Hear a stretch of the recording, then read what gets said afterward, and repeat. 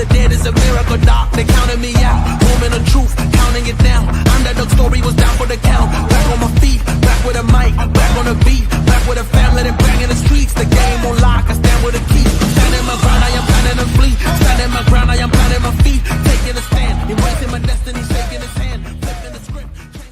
What's going on, everybody? Welcome to Sunday Night CrossFit Talk. What is going on? What a Sunday. First week of the NFL. Been so much fun watching football today. But I went to Pennsylvania and hung out with my mom for a day and a half.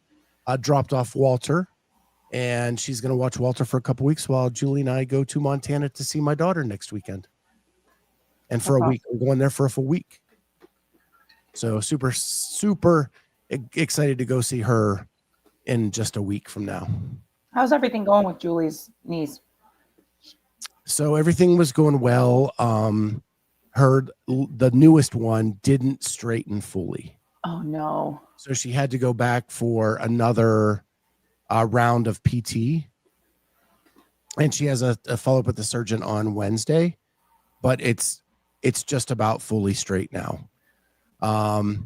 And according to the PT, so they'll do measurements and everything with the surgeon on Wednesday and determine if that's good enough or if she needs to go back for some more stuff.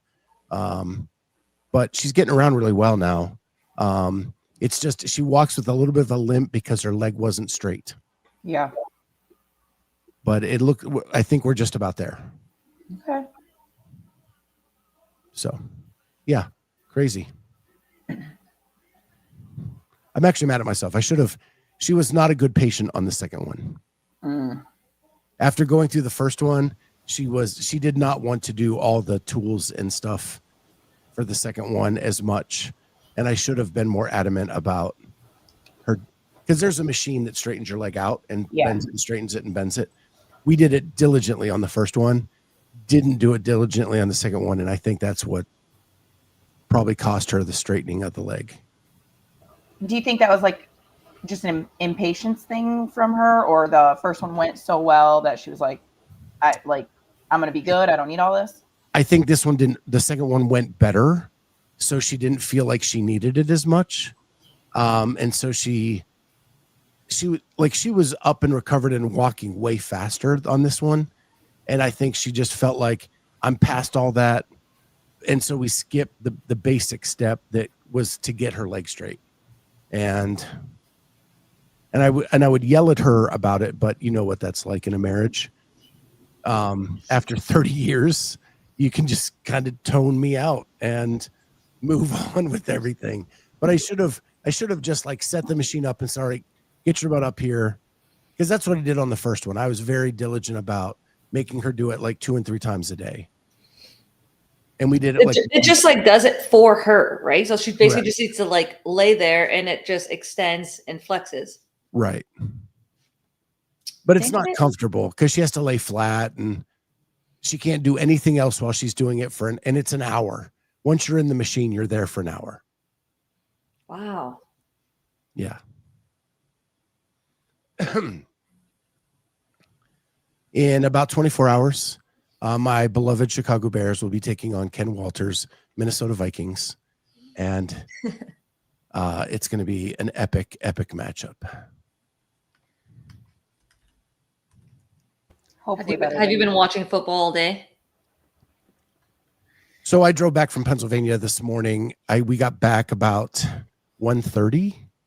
So once we got back, it was unload the car, and then we just relaxed because I was doing a lot of stuff for my mom all weekend, and I was pretty whooped. So hopefully they play better than my Lions played. Yeah, that was bad. Yeah, not awesome. That was bad. Who are they playing today? They played the Packers. It was rough. Micah Parsons got his first sack as a Packer. Yeah, the trade from Dallas.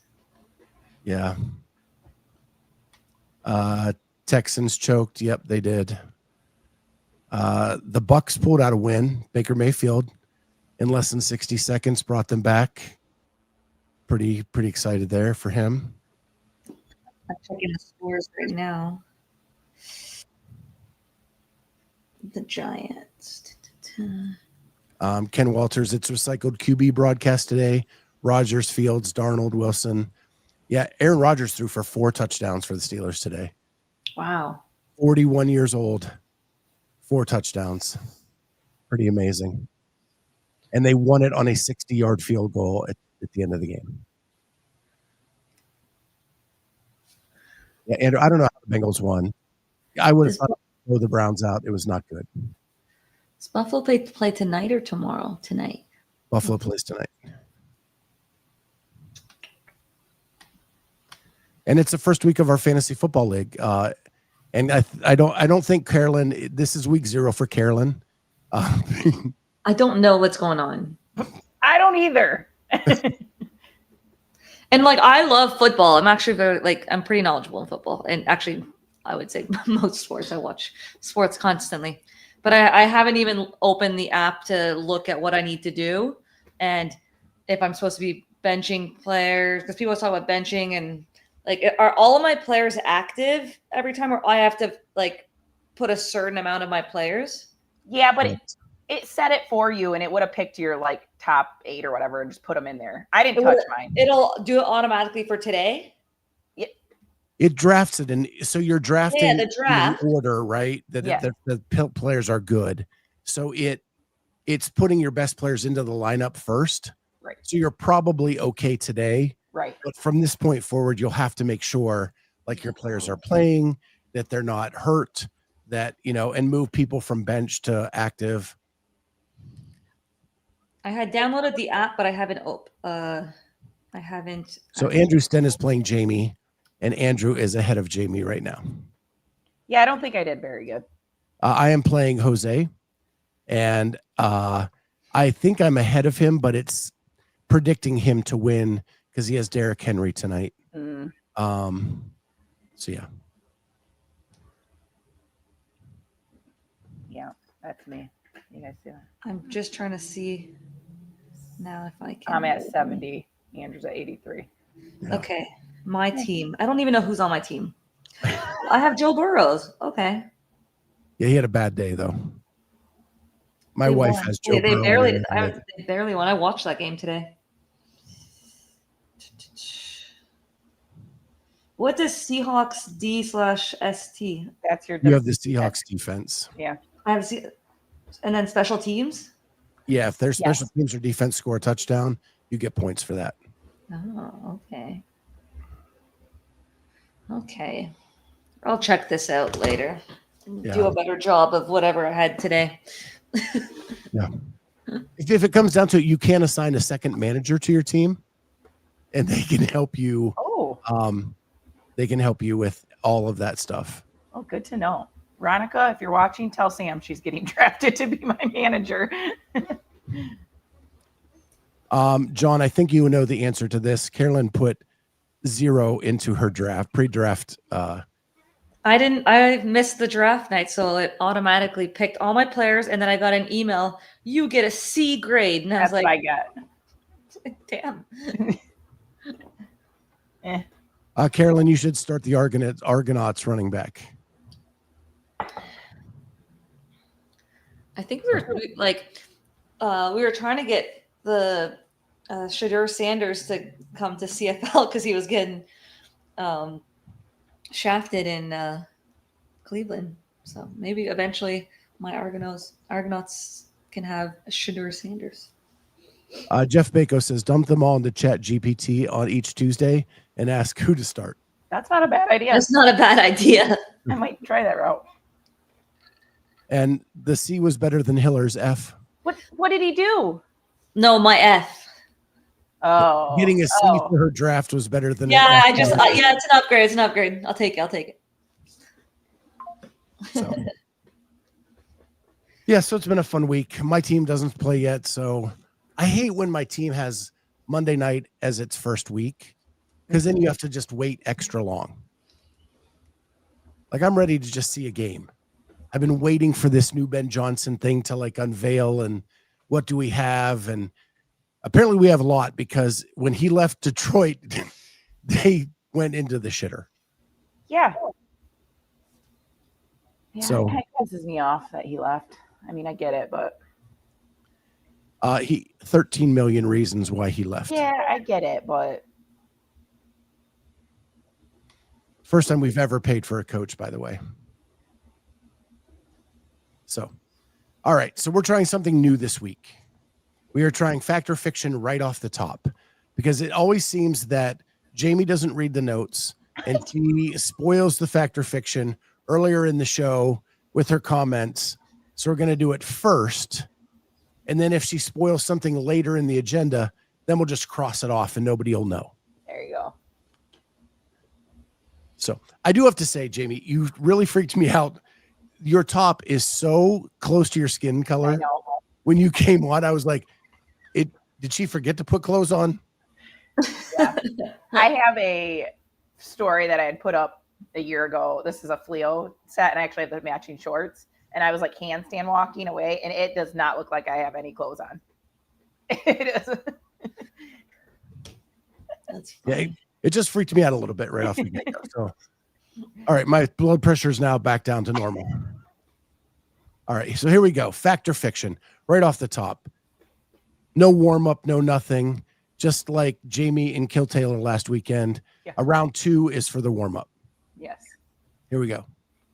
You didn't do it this week, did you? Sorry. I did not. It was 30-inch box jump over. If it would have been 24-inch, maybe I would have considered it, but Yeah. I'm not doing 30-inch box jump. Yeah. Fact or fiction, we are using too many machines in competitions. You know my thought on that. I agree with Sevan when he says this. Like, Fact. yeah.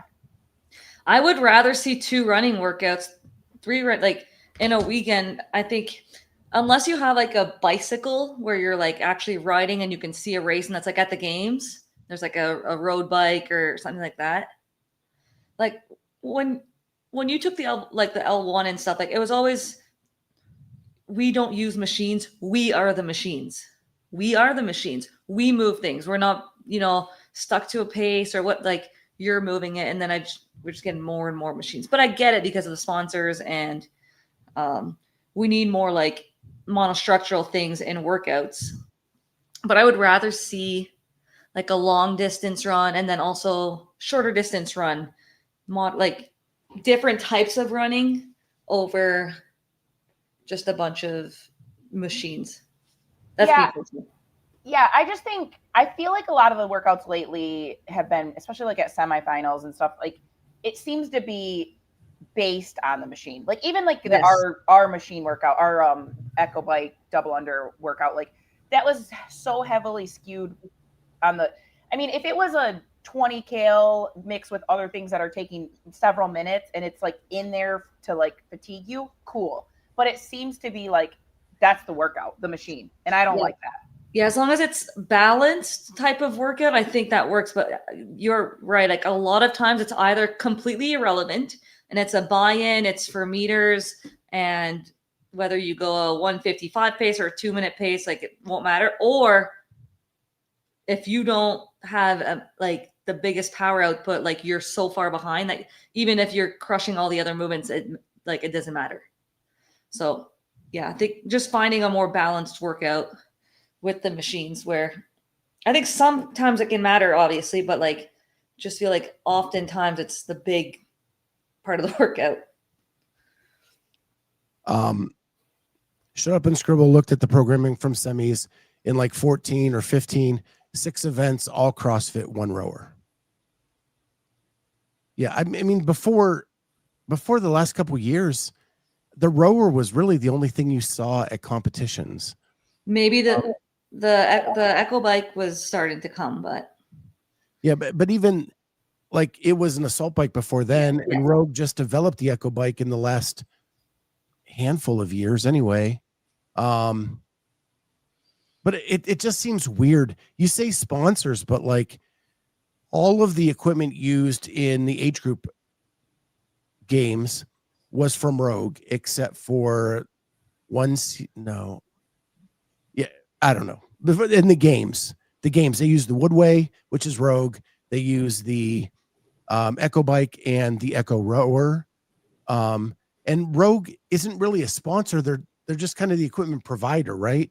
And it just doesn't seem like that's something that Rogue wants to advertise.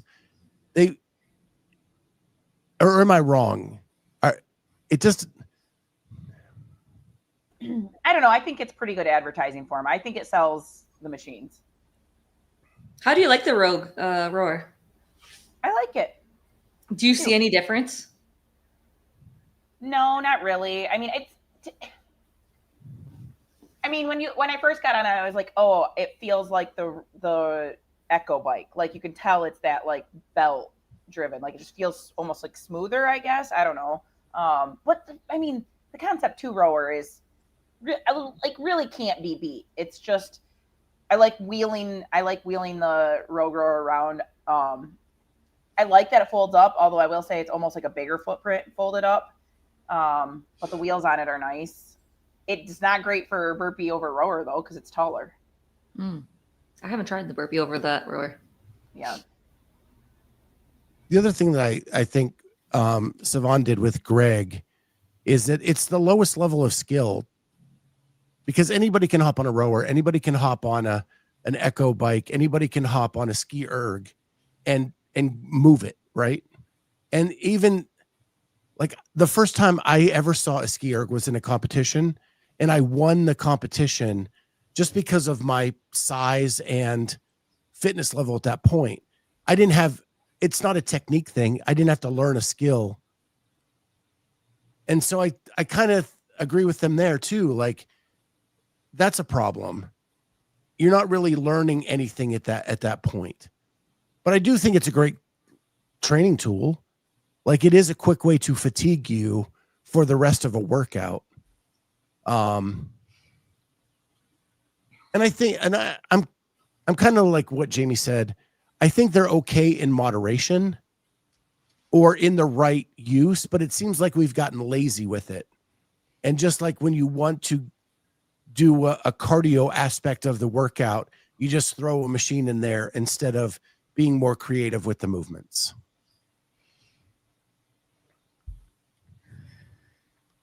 But anyway, you're the guys the one that have to do them, and I don't. So someone, Kenneth said, who would have thought Savon's little nursing about machines would have been discussed for 2 weeks? We've been talking about this for a lot more than 2 weeks. Like, we've been talking about this for like at least a year on this show. Right. Jamie's been talking about this since I've known her. Yeah.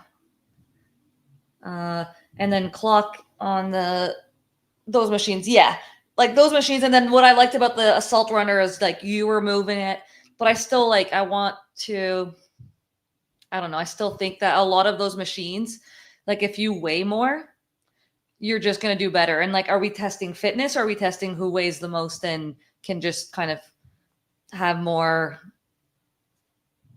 power from that? Like, I don't like people that are not necessarily fitter can just crank that Echo bike, but I don't know that they're right.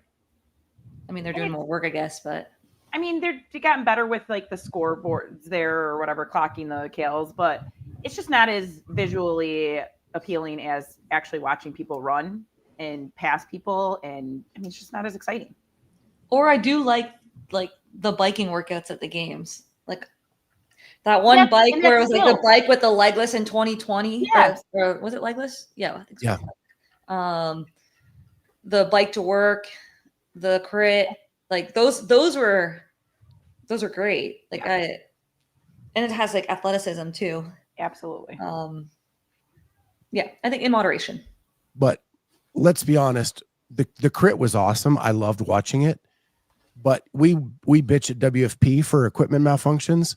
How many bikes died in that crit?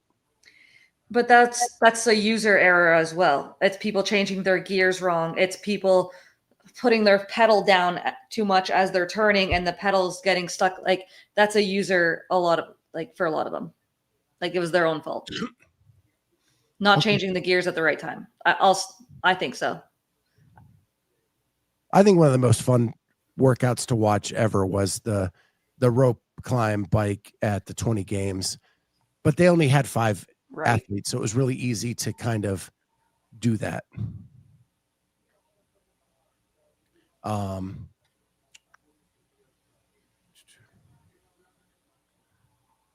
Heavy people aren't punished having to move being heavy when it's a machine. Absolutely. True.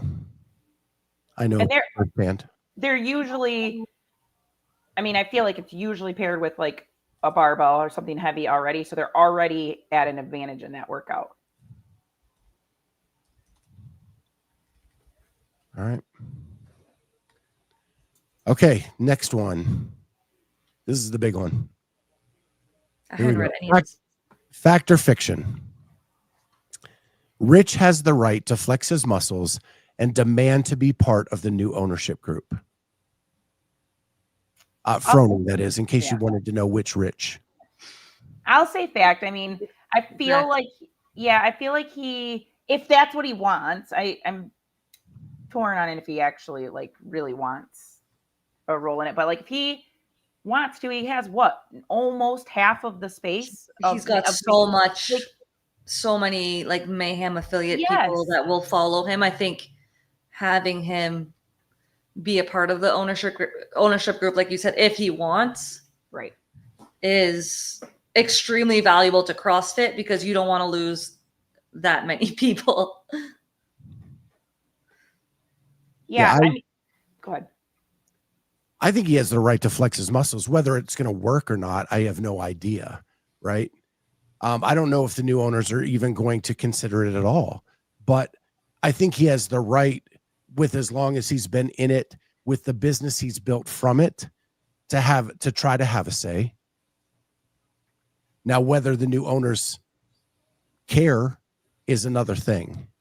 I mean, I think the word demand is strong, but I think he should be considered. Maybe would be a better thing there, but yeah. Did you guys see the interview with Peter and Coffee Pods and Mods? Yeah, I'm through like 80% of it. I'm still super confused what happened with Malik. I don't think anybody has actually said what has happened. Okay. But I don't know which interviews I've watched of Rich lately. I feel like I don't know if I watched that one or not. It was a great interview. I probably did. So but sometimes I tune out on some stuff. The big shockers of it were that he has not talked to Facundo other than 2 times. Okay, I did watch that one, unless that was from another one. And no, it's this from Peter. Okay. And then that he did a 180 with Malik, got into it, realized that it wasn't what he thought it was going to be. So he's flipped the script on that, and that he wants somebody from Mayhem at the table. And Dave, and he was asked if Dave was put into this role, would you be okay with it? And he said no. Oh, wow. Because 8 years of not being talked to, 15 years, and he kind of doubled a little bit. And so it was really an eye opener for me, because it went from like, here, I want this, to it's a demand, it's an ultimatum. We better be at the table or we're gone.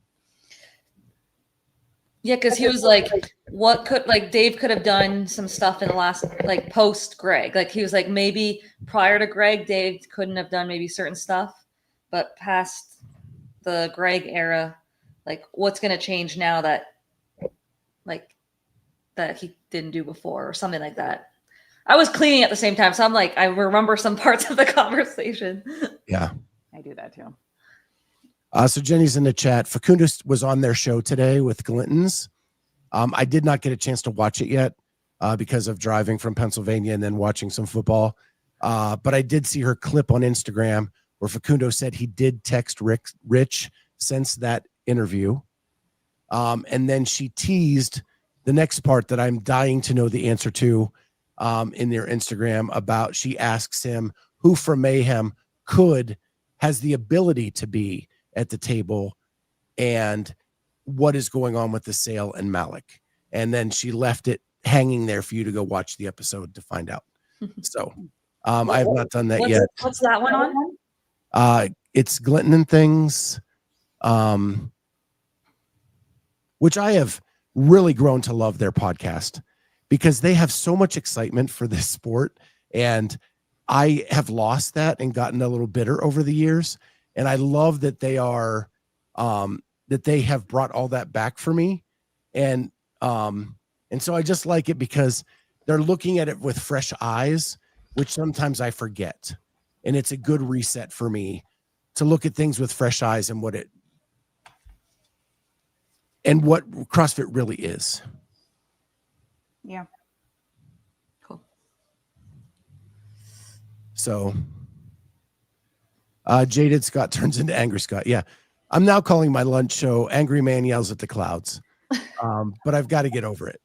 I don't know. Maybe I don't know. It's a good shtick for a while. Run it. Yeah. It may be just my own personal therapy. Yeah. Yeah, Rich basically said he doesn't want to be like CEO or anything, but like he wants to be in an advisory role. Andy wants someone from Mayhem to be. He thinks that someone from Mayhem should be CEO. Oh. Because he was asked who should be CEO, and he said someone from here. Ooh. But not Facundo. I mean, is Facundo gone from Mayhem Empire? He is still on the payroll, according to Rich, in the Peter. Now, I don't know what Facundo said today, again, on this show. Everything is moving so fast in that thing. We don't know where we are. Maybe Jenny can tell us if he is still, but Rich says he's still on the Mayhem payroll. Okay. They just hadn't talked. Yeah, exactly. Rich says he's on the payroll, but lots of September left. Jeez. That's crazy. So, yeah, I believe he has the right to do it. Again, whether people will actually listen to him or not, I don't know. I think they should. I do think he has enough influence with all of the Mayhem athletes, with all the Mayhem programming, that he does actually have. He is going to be at the very minimum a disruptor in the sale, unless you get him on board with you. I mean, quite honestly, if he has 4,000 affiliates or whatever it is, nearly half, if for some reason, not all of them would follow him, but I think a large chunk would. But I think just doing that would precipitate another 2,000 who have been watching the sale and curious what to do, kind of nervous. I mean, you're liable as a brand to lose over 6,000 affiliates if you don't go this route, I feel like. I'm confused. This might be a silly question.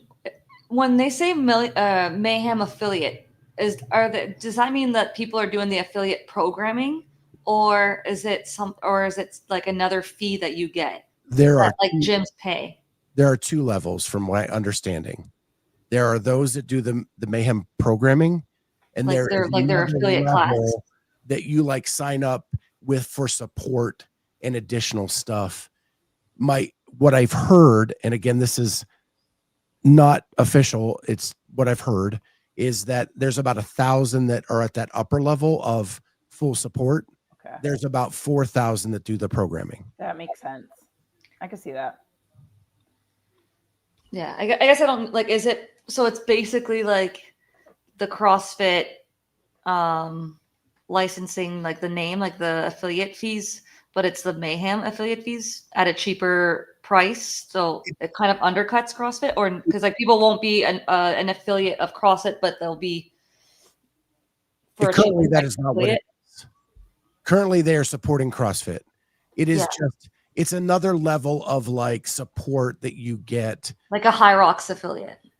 No, it's not even like those. This is just, you are a Mayhem pro. You're doing Mayhem programming, but you want all the bells and whistles of like someone you can call and talk to, different things like that. And it's like a little bit higher level. They have not moved to like an affiliate model like we know it today. And at the current time, and I think it was obvious in that interview that Rich wants CrossFit to do the right thing and wants it to stay where they can be supportive of it. I don't think he wants to create his own affiliate. But if worse comes to worse, he's like, we're going to do the same stuff and it's going to be CrossFit. I'm just going to take it off the signs. It's just going to say Mayhem. Which he's already started printing like Mayhem Fitness shirts. Now, he did downplay that in the interview. He said it's what fit in that design of that shirt, and they've been doing it for some time. Okay. On some of their shirts. He said it's just something different than Mayhem CrossFit all the time.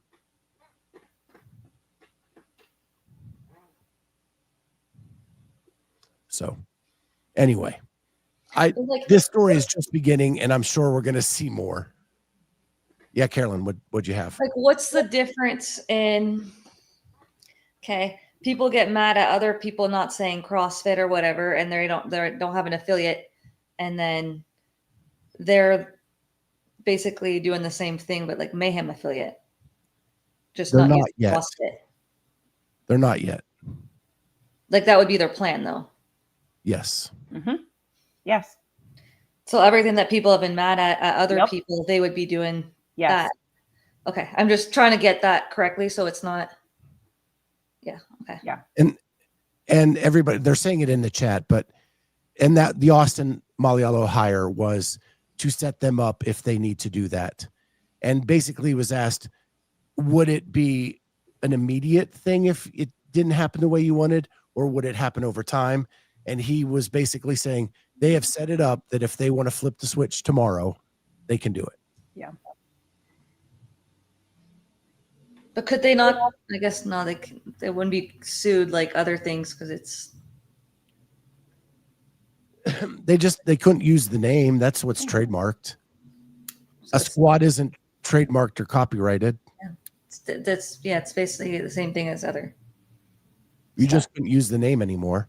But he even said in the interview, like, if it meant for our athletes to be able to go to the CrossFit Games, for us to be affiliated, we would stay affiliated. We would just take CrossFit off of the signage.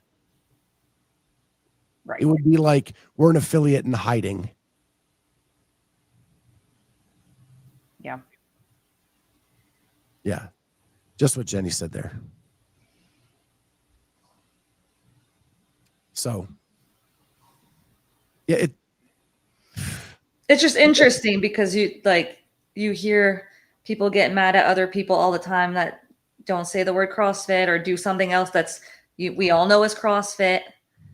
I don't know. That's one of the things that upsets me. It's like, because I'm one of those people that get shit on for basically being a CrossFit gym, but not. And I've said this. I mean, for like the past year, I've been waiting to decide to affiliate or not, but I've been watching what's been happening with the sale. And then your God that you got worship is saying exactly what I'm saying. And like, it's fine because it's Rich. If he does it, it'll be fine. But like, I've been so like waiting to see what's happening before like throwing $4,500 a year at, but I'm vilified. But that's what I was getting at is like, no one says anything for like Rich because he's GOAT, you know? Yep. But it's the same thing as other people are doing. Yep. right. But we don't. But people are doing what's best for their business too. And like, it's expensive too, that affiliation fee. Like that $4,500 is so expensive. Yeah. Well, let's take one example, right? So you take Malik, and he has said that CrossFit isn't good enough on its own, that you have to do longer workouts, and then when you do the longer workouts, you can eat whatever you want. That's not CrossFit. And so like, if someone took that over, like, and tried to redefine what CrossFit is, I would understand completely why people would now want the name off of the building, right? That's not what we believe in anymore. Yes, Berkshire bought CrossFit, but they kept the pyramid. They kept what it is the same. And then it's been a struggle to like, do we agree with what they're doing? Yes or no, maybe, but at least the philosophy is the same. If what Malik has been out there preaching is not CrossFit. The Move Max. Right. Yeah. And so if he's the one that buys it, then it makes every bit of sense in the world to not want to be a part of that anymore. Yeah, for sure. Because it's not what you believe. That's So I fair. think that's the big difference. And Rich cited that in that interview with Peter, like that. Here's a guy saying he wants to buy CrossFit, but he doesn't believe in CrossFit.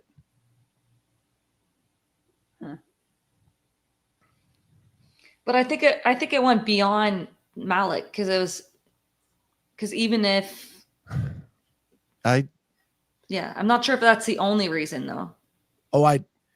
If you've followed Rich for a long time, he has not been happy with the way things have gone, and he believes that he doesn't have a say that much. And he won the games 4 times. He did the team thing for 6 times. But he also is one of the biggest affiliate owners in the world. Right? That's the other piece that Rich has that other games athletes don't have. Mayhem has got to be in the top 5 largest CrossFit affiliates in the world. Oh, easily. So that is a big thing. And Jenny said, he also said Malik is not pulling the strings. And that's a big deal too. Like, yeah.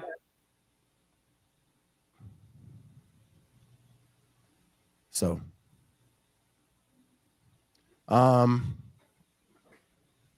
if CrossFit loves sugar now, if CrossFit loves sugar, we're talking a whole different ball game now. Yeah, that's not in the 100 words. Yeah, it's like, don't look at the athletes from the games. Yeah, I mean, I think that's part of the problem with Rich, right? Like the sport side is different, and those athletes are different, and you can't really look at them or their eating habits. Like, yeah, it's different. It's different. But if you look at the Mayhem media, they've done videos on the person that came in and lost 100 pounds. Oh yeah. Like he has that side of it too. So anyway, yeah, I think it's really complicated because none of us are in on these negotiations. All we get are the little parse pieces that come out. So to try to interpret everything. And so I just wanted to pose it as, does Rich, as one of the largest affiliate owners in the world, without saying that, have the right to flex his muscles and say, hey, I better be at the table or you've lost me? Yeah, it's like not asking your biggest customer their opinion or what they're looking for. Yeah.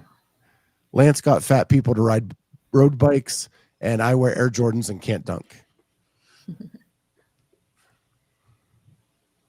All right. Well, that was a good one. It's just interesting because it's like we have a lot of momentum right now, I feel like, with the media team, and there's been some great content coming out. Their YouTube channel has had some good discussions on just a variety of athletes or topics. And it's going to be interesting whenever that sale happens. Like, are they going to fire all of these people that are making these changes in media? Like, it's just, you just wonder what kind of pivot they might do. Like, you just don't know, right? That unknown is interesting. Yeah. Yeah. I've loved the messaging coming out from CrossFit right now. Mm-hmm. And I think it's heading in the right direction. I was watching yesterday. It was on, I think it's CrossFit's YouTube channel, and it was, my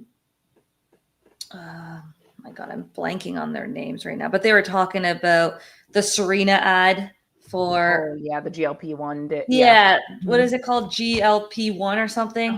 Yeah. And it was a interesting discussion on that on their YouTube channel, and stuff that we just haven't seen from CrossFit in a very, or maybe I just wasn't paying as much attention. Maybe it was there all along.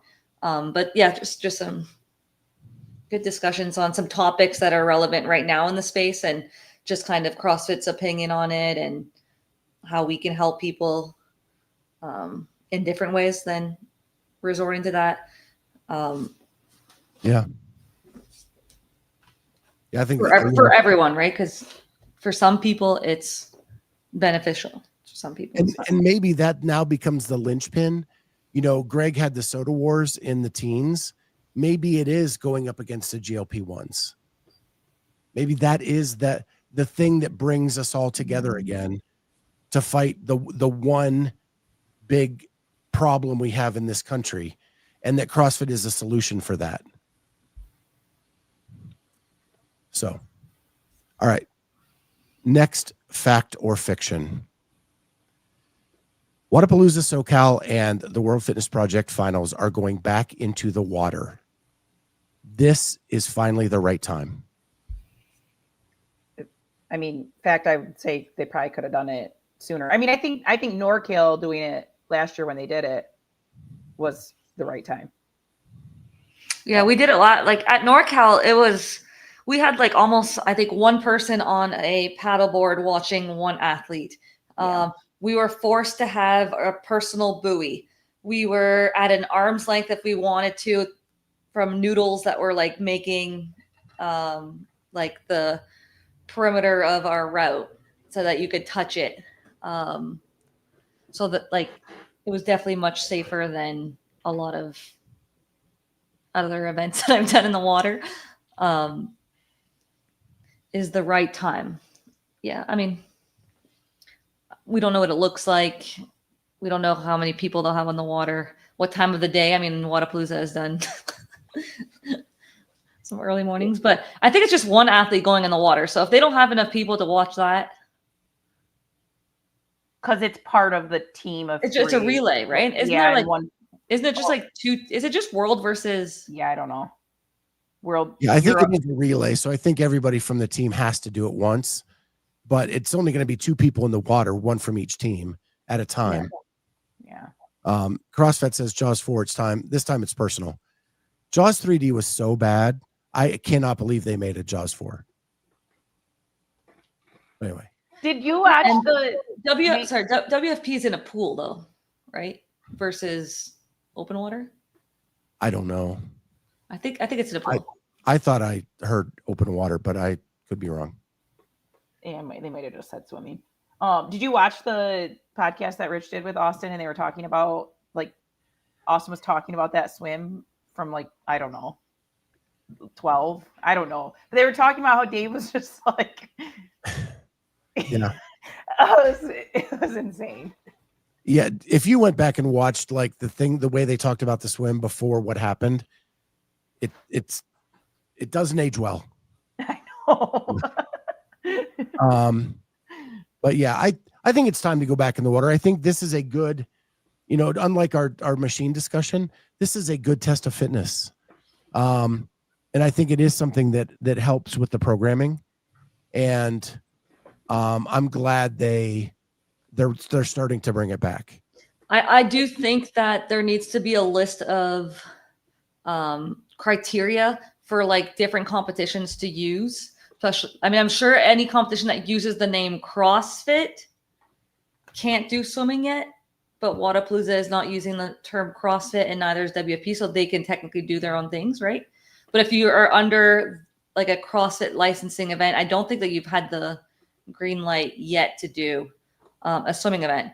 But I still think like a good practice of like, there should be a list of like, if you're doing open water, if you have this many athletes, you need this much on the water, like that can be shared with all of competitions that are around the world that are doing CrossFit events.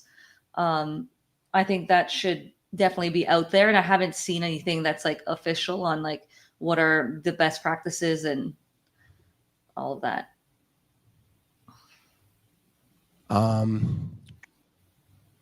It is a pool in another country. That's what I thought. And Craig makes I think it was Craig. Someone said, I don't know. Someone made a good point. It is going to be wintertime in December, where in Copenhagen, probably not the ideal time to open water swim. Yeah, sure. Ice bath. Go.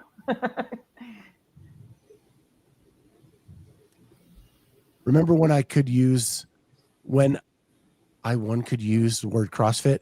That's how we ended up with OCT. What's OCT? Obstacle course? Mm-mm. No, it's James Fitzgerald's OPT? OPT. OPEX? Maybe What? I don't know what they're saying. I don't know. I shouldn't have read it because I just pulled it up. OC. OC Throwdown, Oh, Orange County. okay. So lots of available lifeguards. Yes. Yeah. Maybe I should stop.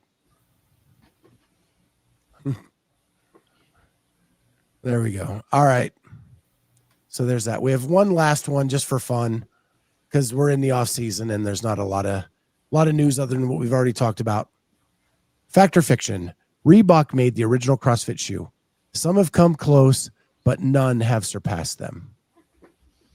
I mean, Reebok is always reliable to me. Like, I've had every version of the Reeboks and they're always good. Like, I've worn other shoes just like sponsorship wise and stuff, and they're great.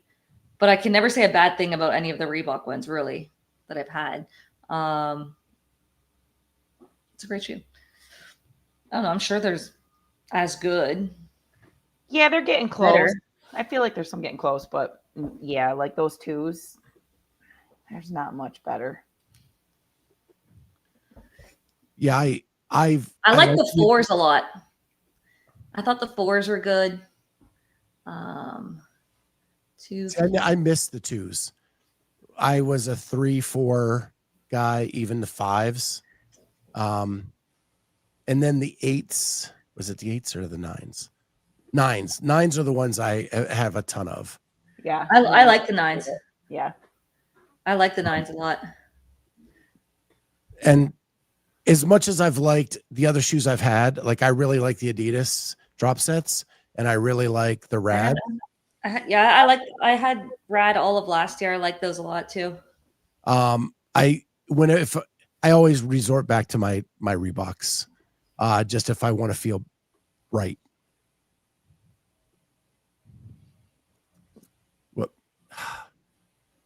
They were our shoes. Yeah, I feel like that's how you can spot a true CrossFitter. Like now when I see other like Nike Metcons, like I see tennis kids wearing Nike Metcons. Like I'm like, unless you have a Reebok, like a nano on, I don't think I don't know.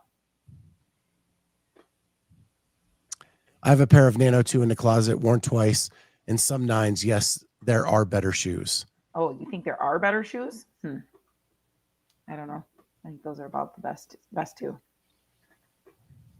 Like I do like other shoes. Like I love the one, like the tier ones that I wear. I like the Rad ones that I've worn, and Reeboks. Like those have been the main three that I've worn my whole career.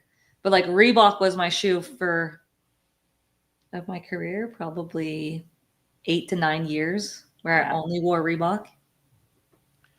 Andrew Sten, I miss being able to do custom nanos. I do too. That was fun.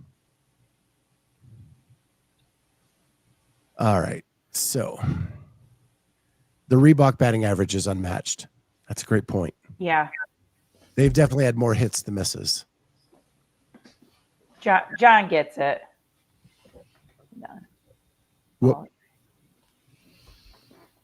I walk up to a guy in a store that had on nanos. This was 2015. Just asked him, what box do you go to? We both started laughing. Exactly.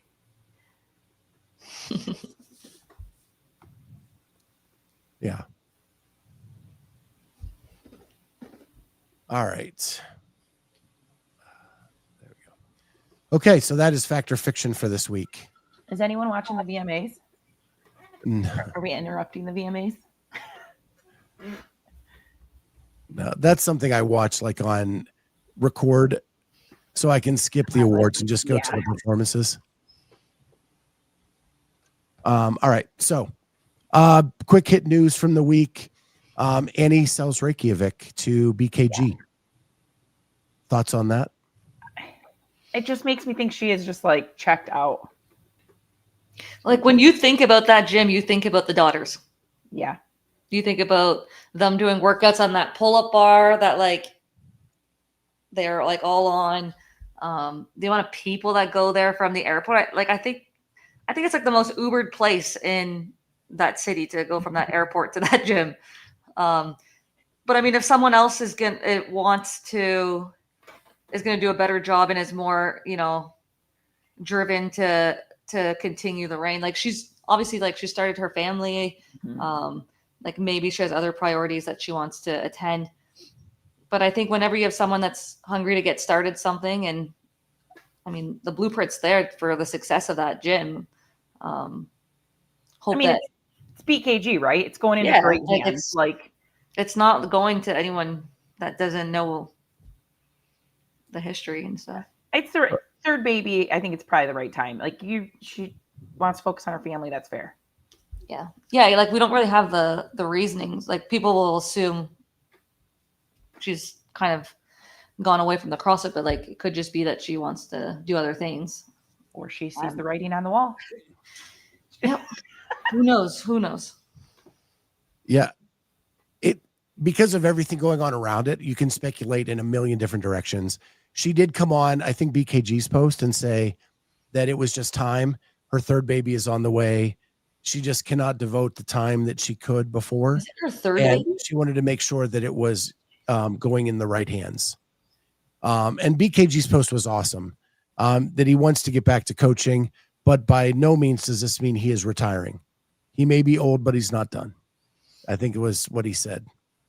But the other stuff we could speculate, just like Rich, maybe she's fed up with everything. She's probably one of the top 5 largest affiliate owners in the world too. Yeah. And isn't it ironic that they are probably 2 of the top 5 all time largest affiliates, and they won their first CrossFit Games in the same year? That is crazy. 2011. Yeah. Jamie's comment about the VMAs. I'm trying to find. No, Jamie, we've been waiting all night for. Carrie Underwood. Already. Yeah, for Sunday night. He wanted me to sing it, and I did it already. And Ken says, Jamie. Then a lot of well wishes. Great move for Annie. Agreed. Hope she takes the time to enjoy motherhood. Yeah. And BKG will do a great job. Yeah. So, I think so. And she and PKG have had the same coach forever. Yami's been their coach all along. And then CrossFit says, Alliance fans have canceled the season already. They're watching the VMAs. Oh, that's not what he said. I'm not watching the VMAs. I watched the game. It was rough. All right. So next thing is Rogue. It has been sending out invites to the Rogue Invitational, as well as they have launched the queue for the qualifiers. Oh, it's done now? Yeah. I thought it went till tomorrow. No, tonight at 8. Oh, tonight I at 8. added that in the notes to look at the leaderboard. Okay. All right. So let's look at the invitees first, since I have that up already. And then I'll pull up the leaderboard.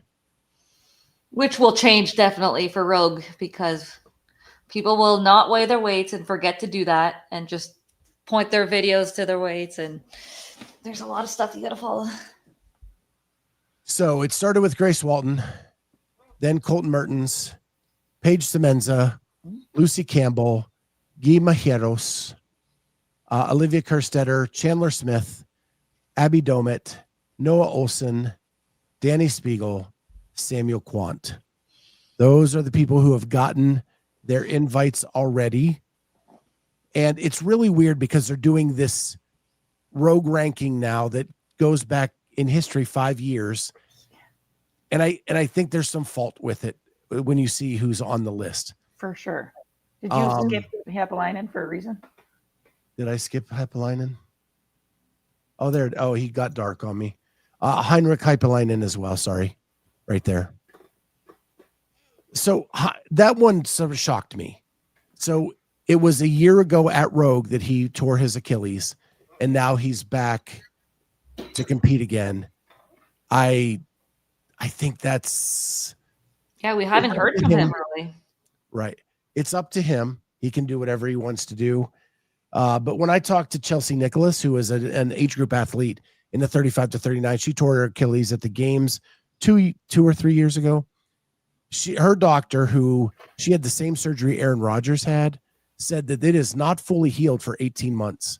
And there's nothing you can do to build it up. It is a tendon. It is not a muscle.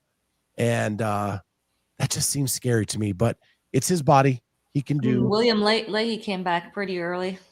He was doing some great stuff. I was shocked how quickly Leahy came back. But yeah, I was surprised to see him back. But I mean, if he's back, good on him for doing the right rehab and getting himself ready. And not having a setback, Gabby. We do have breaking news.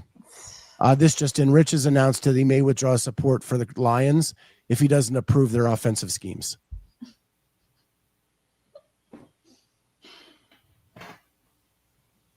All right, there is the cue.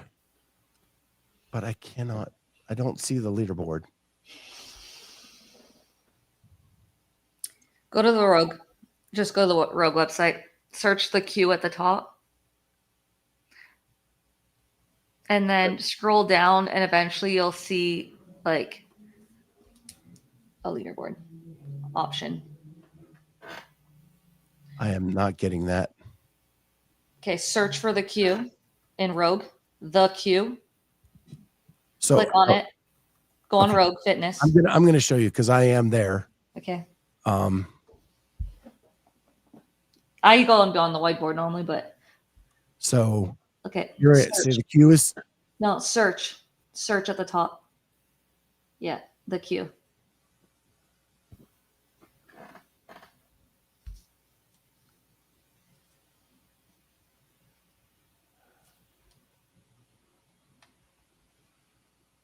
Okay, click on that one.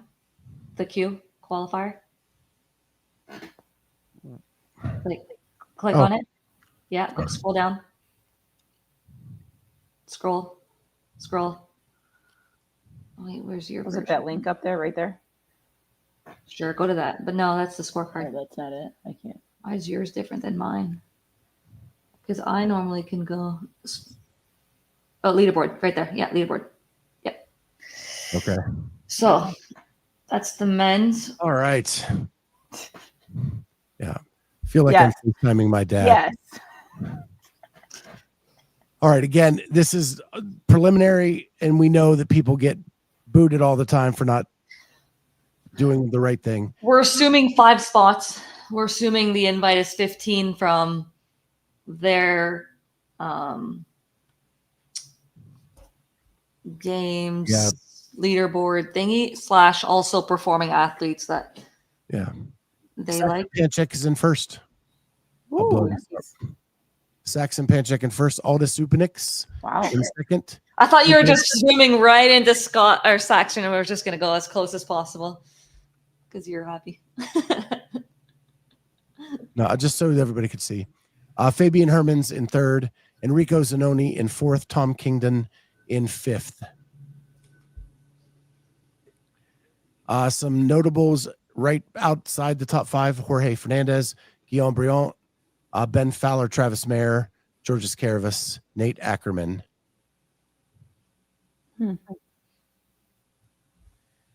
If we go to the women,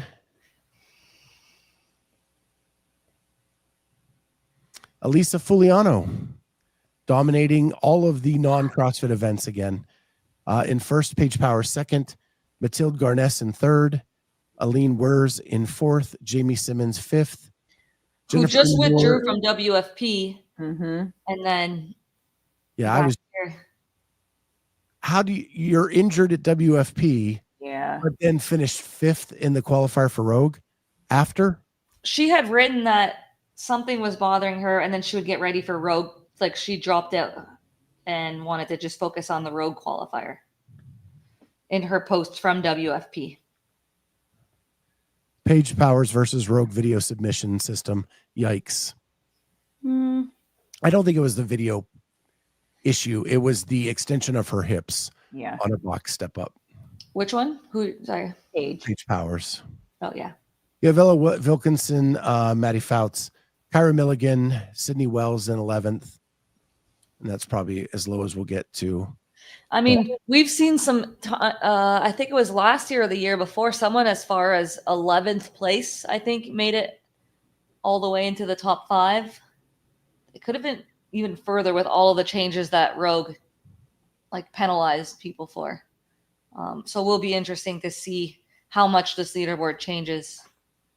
Isn't it amazing how stacked the women's side is? I mean, nice to see Paige, back on track after the baby. Like she just got, she won WFP Challenger. Yep.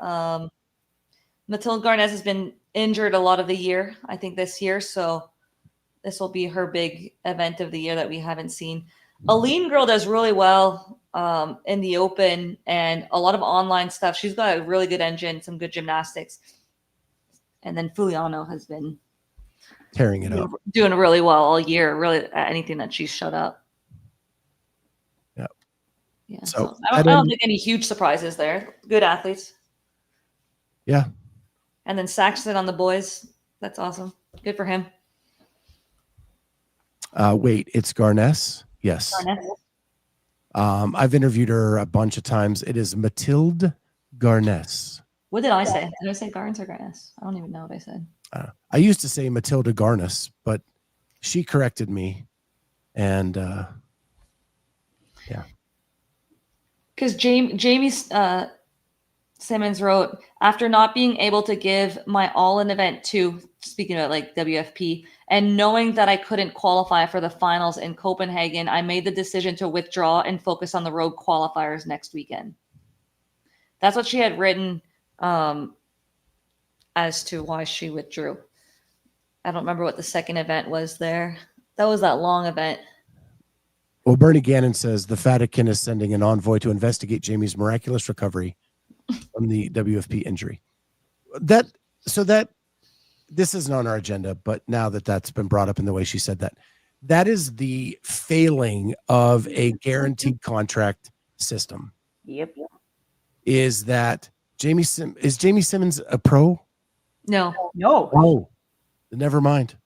I retract what I was gonna say. But she wasn't at the first one, so she had no shot of making it to the second one, Right. Didn't have enough points, and that's why she could withdraw, knowing that, I don't know, maybe something was bothering her, and she was like, let me just take this off and focus on the road qualifier. But what sucks is she took a spot away from somebody else who may have wanted to give it their all. Yeah. But you still see a lot of athletes that, were just competing last weekend. I've competed a lot this month and they were still fine to do the qualifiers. Isn't that basically what Jeff said a year ago? Athletes making calculated choices. Pretty much. Yeah.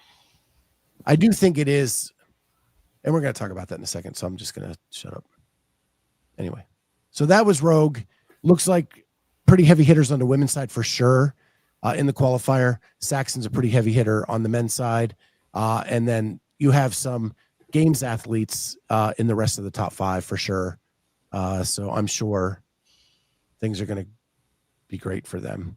But I did see that like Paige Semenza stood out in the people who were invited.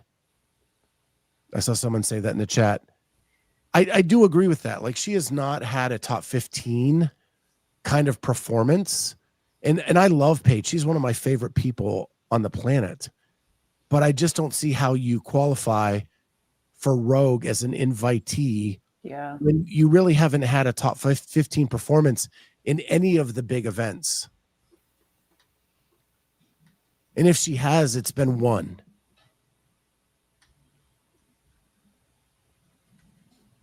Now she usually does well at Rogue because they do a little bit to show some athleticism and she gets an opportunity to do that there.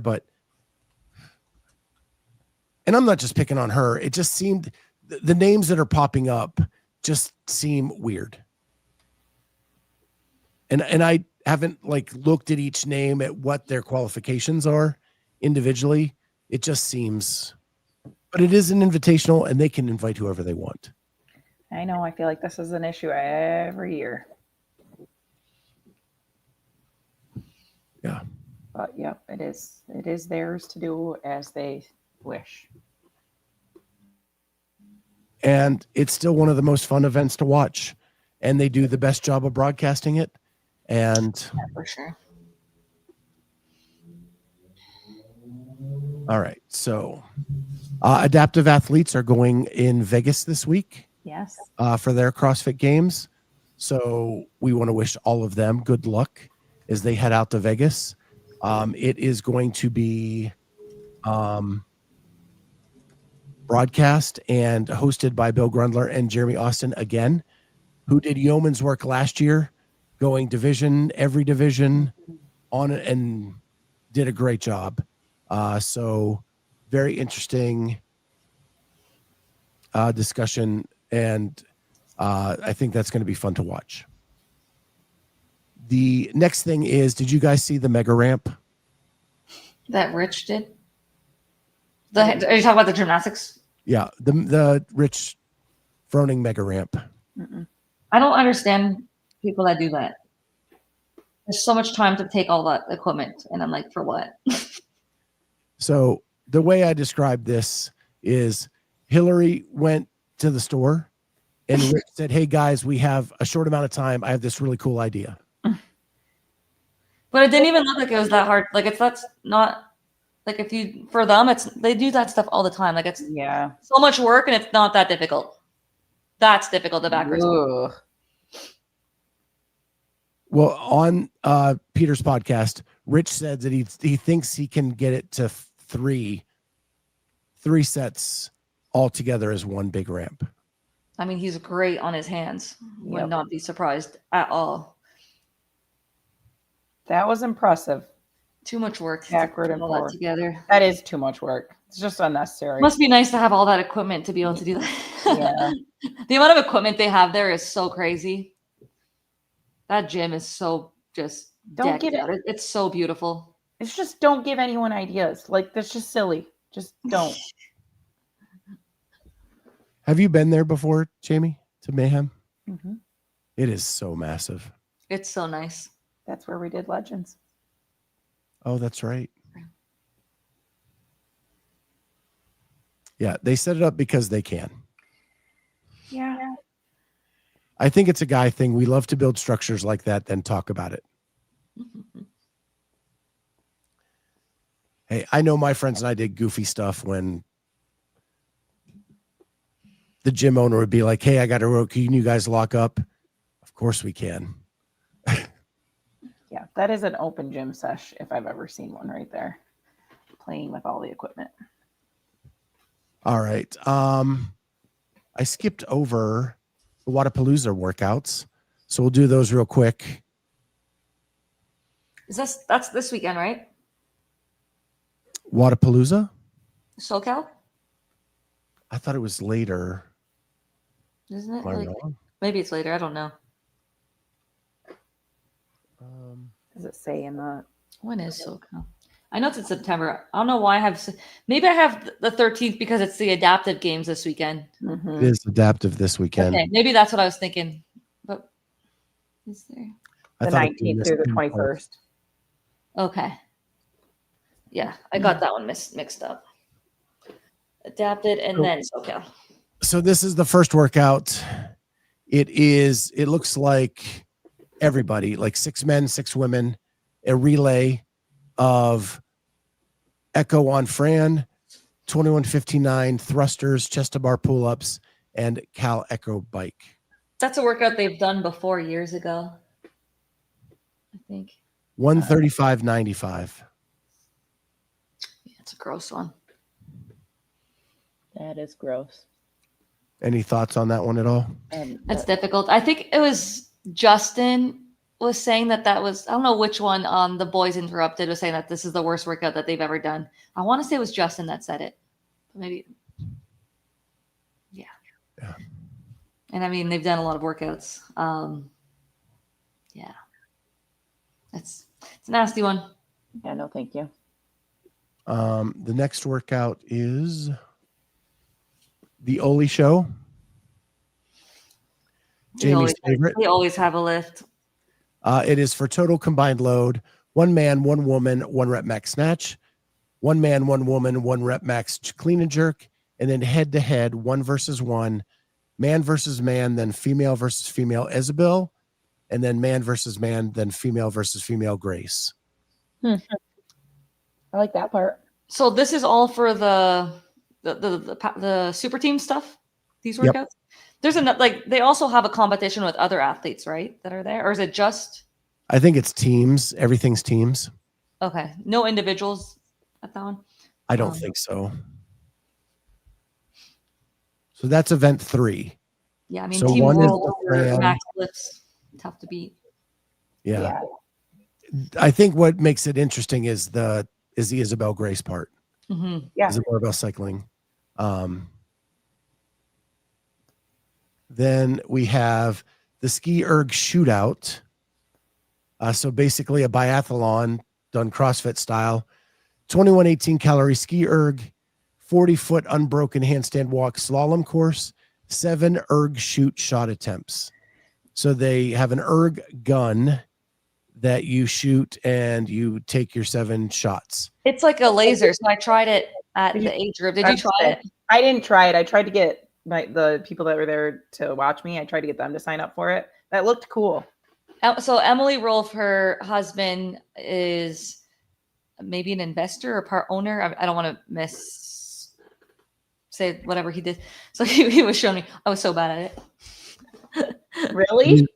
Well, my arms it was right after that one, our one workout, number 3. Like my arms were dead. So I was not holding steady. I was having trouble extending my elbows at that point. But I was not good at all. But yeah. So this is it is the first team to 20 successful target hits. Okay. Waterfall style workout.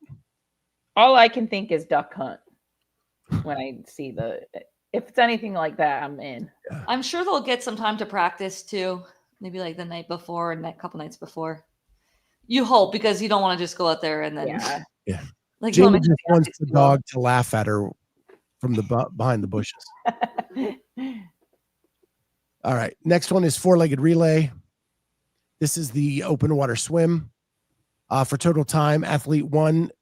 So it is not a relay. It is athlete 1, 300-meter open water swim. That's what I saw. It was just one athlete that's doing it. So athlete 2, 3,000 or 2,400 ski erg. Athlete 3, 4,000, 3,200 echo row. And athlete 4, 4,000 meter beach run. Tia's like, I'll do the water and the run. Yeah. Tia can do like all of it. Yeah, I mean, it's going to be hard to beat. Who's a good swimmer on the men's side? I'm trying to think of who's going to get placed in those positions on both teams. Did you put Tia on the run to make up whatever time they need to at the end, or on the water? I don't think it's a long enough distance on the swim for her to. Isn't Grace on their team? If Gracie Walton's there, I'd put Grace in the water. Yeah. Oh, yeah. Because Tia's going to go on the run, although she might. Yeah, if they would have put James Sprague on there, he'd be great in the water. But they didn't invite him. They really messed up there. You're not putting Pat Vellner in the water. No, you're not putting Pat in the water. Don't put him in the water. But Pat's great on the machines, though. And then the last one released is min to max. It is 4-time. This is male female versus male female. 4-time 90 toes to bar, 45 strict wall facing handstand push-ups, 30 ring muscle ups. Alternating minutes per teammate. So one teammate goes for a minute, switches for another minute to the other one, and back and forth. I like that.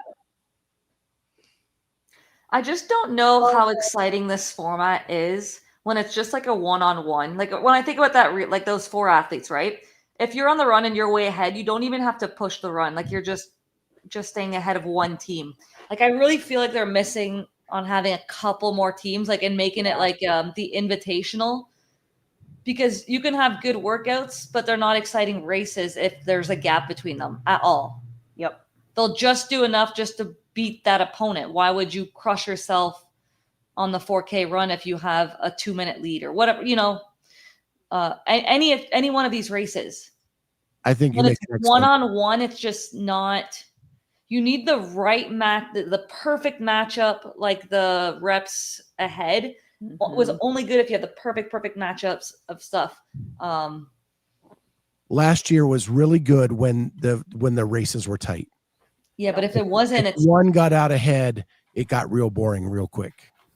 and that's what's unfortunate. Like if you had a team Europe, a team Australia, a team, I don't know, you could even do USA Canada. and then Canada different. Yep. Well, the last invitational was Canada, US, Australia, Europe. That's perfect. Yeah, and Roman could be Free agent. I guess you don't have Asia represented. Yeah, that's fine. throw them to Europe if they need to. Like I think that would be much better format. Bring back like invitational stuff, and CrossFit doesn't need to run it. Have Wadapalooza that run it, and it's that format. Like those 4 teams, that was fun. I agree. And maybe we're at a point where we could have 5 teams. I don't know. Yeah, you hear all the OGs talk about how much they love the invitational. And I think this is what SoCal is becoming. But I do think, and I think they're onto the right thing. But I agree. Add a couple more teams, and I think they've got a winner. Yeah. I just don't love the one-on-one format. Yeah. I don't think it's good. I like the amount. I like that they can have athletes go in and out of workouts. You pick, like you have 8 people or whatever it is, and these athletes do this workout. Some of them have to do all of it. But just, that part needs to change. The one-on-one. And it gets more exposure for more athletes if you go 4 teams. And still 4 lanes on a field makes it still easy to watch. Yeah, easy to broadcast. Yep. So, completely agree with you on that. So the last couple of things I wanted to bring up is I watched, and I talked about this on my show last week. John Woolley was on with the girls show in the box office. And they were talking about WFP. And I really thought John Woolley did a great job explaining kind of how far behind the 8 ball the WFP is coming into this. And he did it in a way that really made sense because CrossFit has a legacy that's been established for 15 years. Because Rich won the games 4 times, because Tio's won the games 8 times, because Matt's won it 5 times. As you come up and you want to compete in the sport, you want to be like those guys were. You want to beat their records. You want to do what they want to do. And because of that, it's going to be really hard for the WFP to elevate to the same level of the CrossFit Games. And then on the flip side, he said, what the WFP could become is a great developmental league to get people ready and for the young up and coming stars to sign and do that and create a place for them to grow.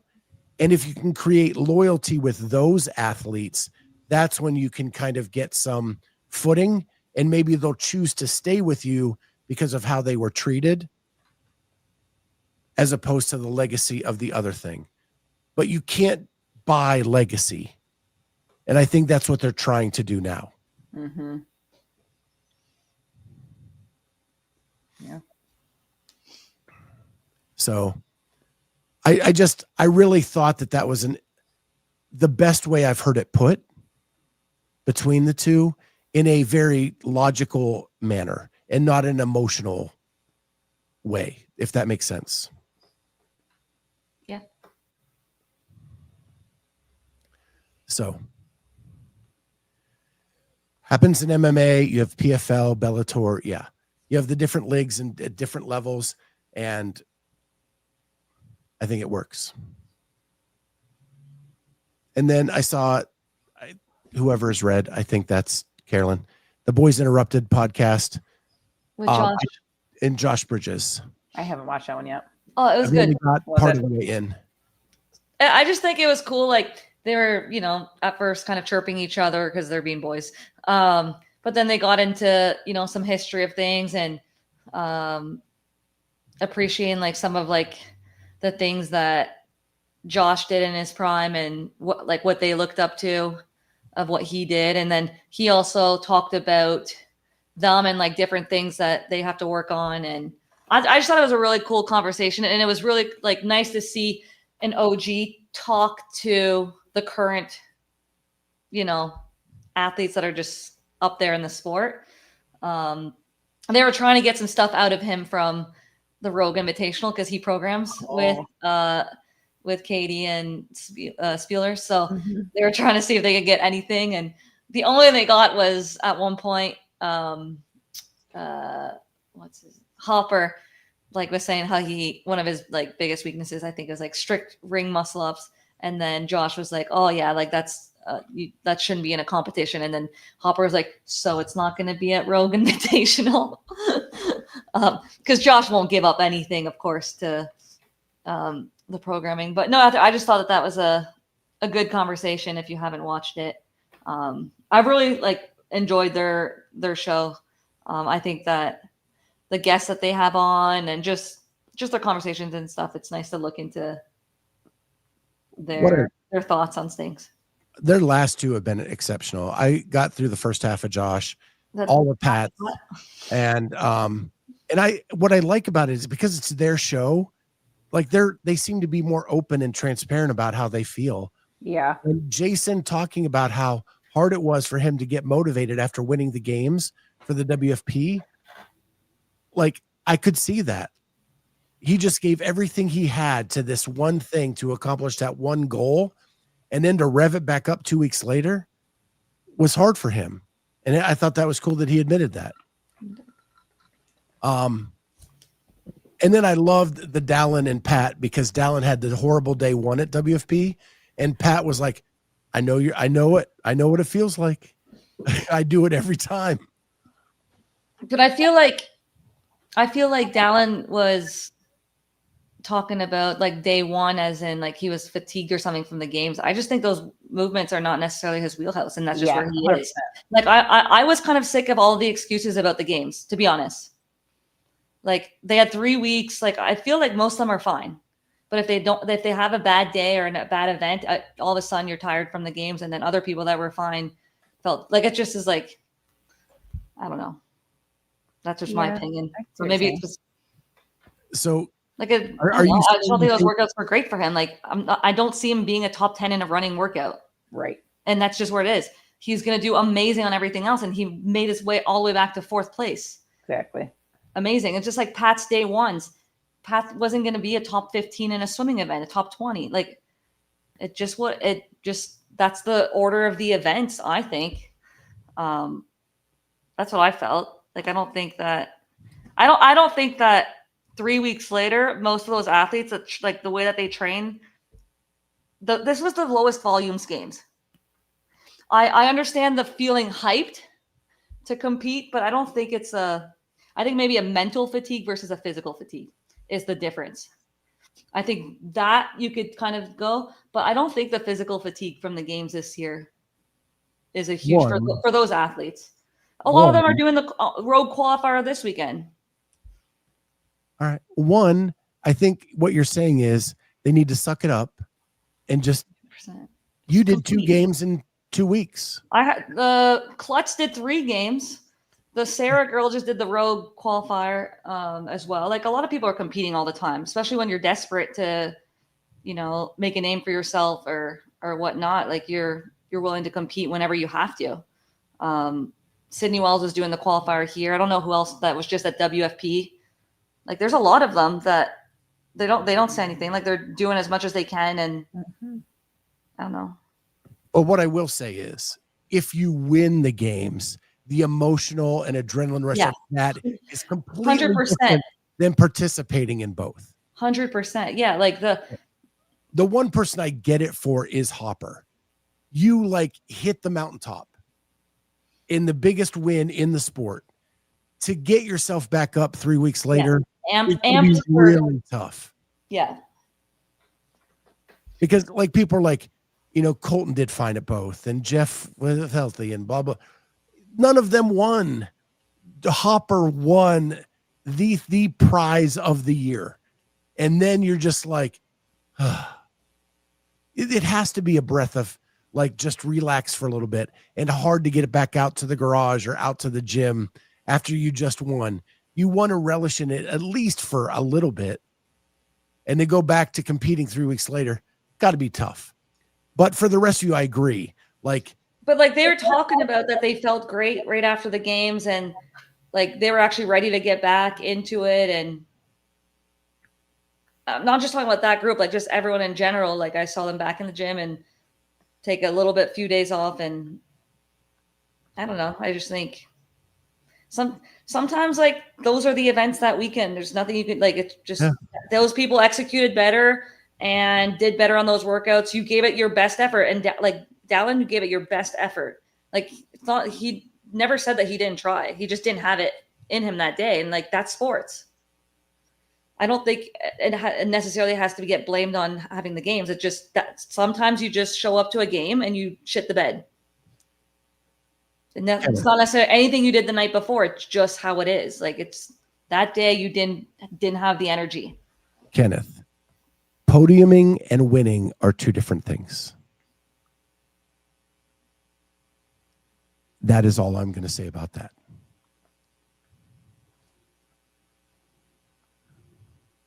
There's one ultimate goal.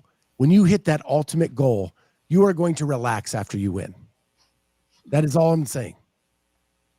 And to go to something that honestly is not viewed at as high as the games, is you're going to be hard finding the motivation to get back up for that when you're sitting there with a gold medal around your neck.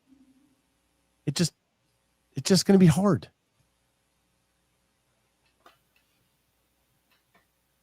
Oh my gosh.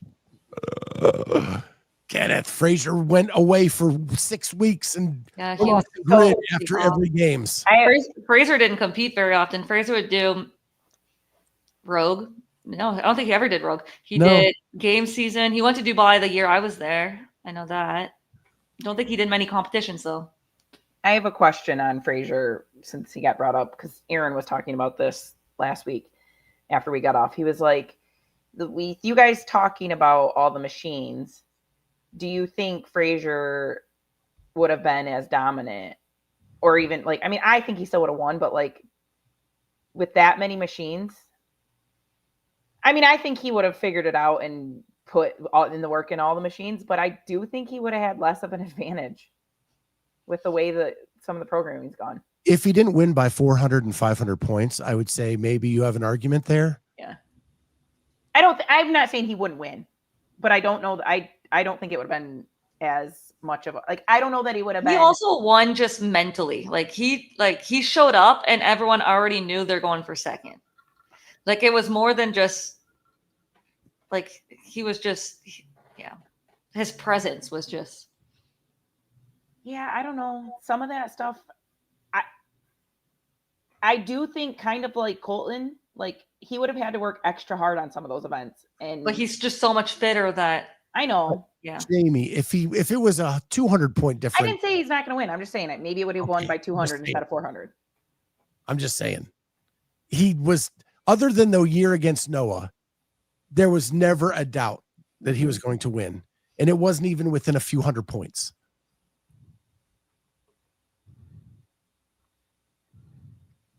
I don't know. Just bodes for these bigger men. So it would have been interesting to see a machine heavy games with Fraser in the mix. What?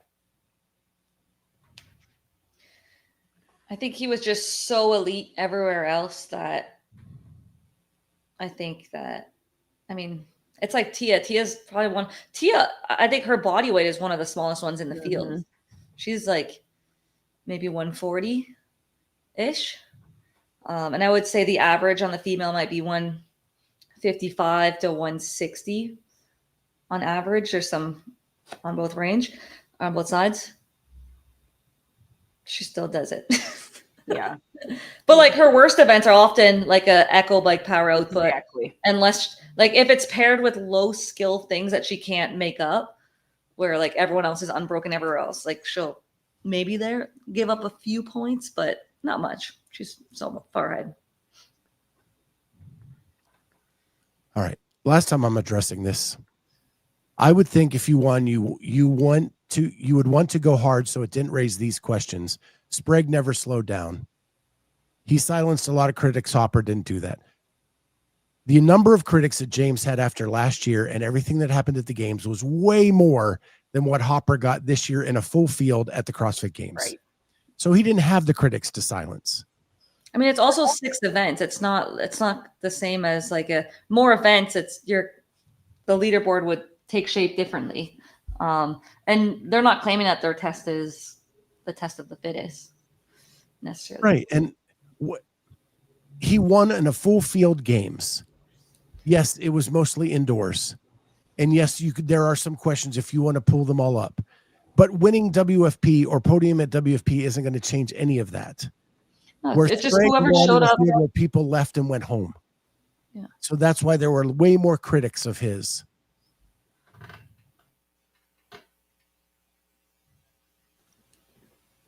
Yeah.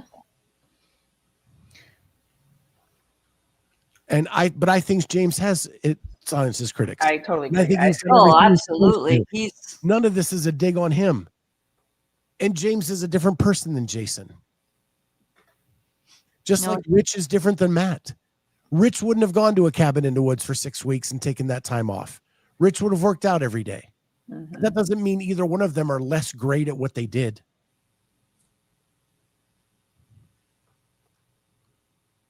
So there. Getting me all fired up right before bedtime, and now I'm not going to be able to sleep. No, James has had a very good year of competition, extremely consistent. Besides the Rogue Invitational, coming off the sickness, he's been rock solid everywhere, and really has made impressive gains in his strength. Yes, really impressive. Yeah. If 18 months ago I would have told you that James would not lose to Dallin other than Rogue, you would have called me crazy. Yeah.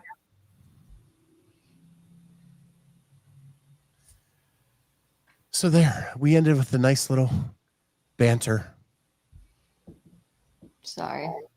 I was just like frustrated seeing all like there was, and I'm not talking about like just a lot of posts talking about like post games and using that as an excuse for placements and stuff like that. And I'm like, just that's where you were that weekend on that competition, on those workouts, and those athletes that were in front of you were better. And that's what the case for every competition.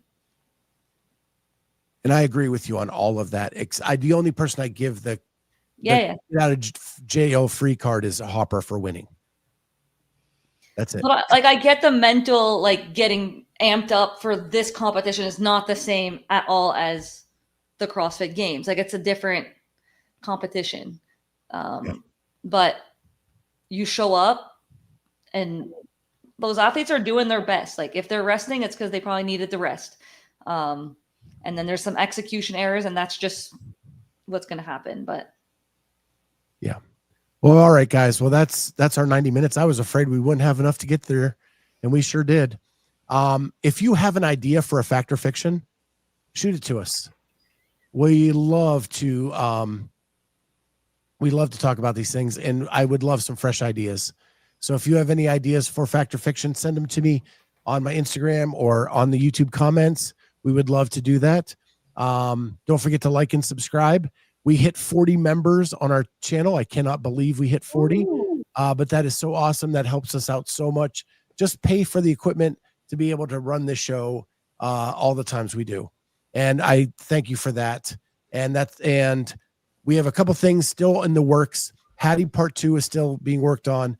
I have my discussion in the barn with the burgers and the stuff from the age group games. I'm still building. I just got a new video from Caitlin.